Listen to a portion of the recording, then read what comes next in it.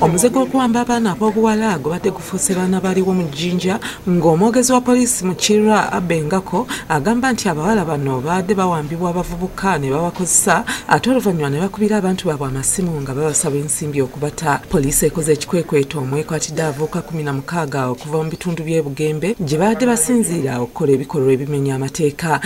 Gurupu eyindi gye beeta network team nga bano omulimu gwabwe okwiba ku bantu sente nga bapita ku mobile phones.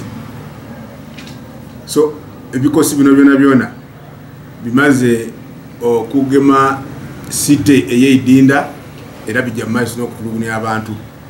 Nga kagamba nti abavubuka abawamba abawala baadde beenyigira n'emmize emirala omuli obubbi n'obutemu. Abavubuka be bamu era nti baadde bakwata abantu obundoya okumenya amayumba n'okukozesa obukodyo obulala obw'okubba. Okubagombamu obwala poliisi yasoose kwata omu ku bo ng'ono yagenza agituusa ku balala. Oluvannyuma poliisi yazizza enfo zaabwe gyesanze ebissi omuli ennyondo, bulletproof, amasimu agagambibwa okubeera amabbe n'enjaga.